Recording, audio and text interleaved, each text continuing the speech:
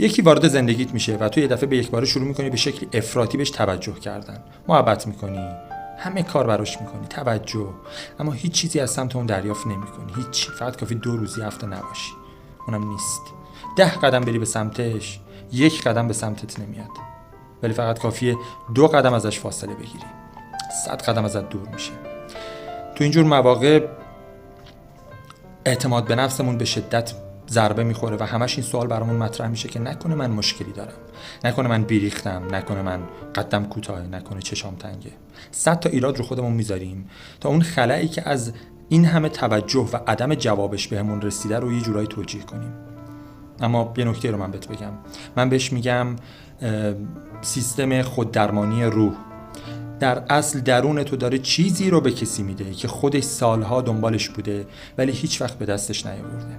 دیده شدن، توجه، حمایت شدن، چیزی که تو سالها منتظرش بودی از جانب کسی بهت برسه اما هیچ وقت بهت نرسیده. تو اینجور مواقع تو در اصل در یک کالبد جسم به جای 2 نفر داری زندگی میکنی، فرد حمایت کننده و فرد حمایت شونده. حالا وقتی از این زاویه به ماجرا نگاه میکنیم متوجه میشیم که تمام محبت‌ها و توجه‌های یک طرفه ما به آدمای اطرافمون یه جورایی جواب سوالی بوده که سالها منتظرش بودیم. پس به کارت ادامه بده، البته تا جایی که این افراطی توجه کردن به خودت و طرف مقابل صدمه وارد نکنه.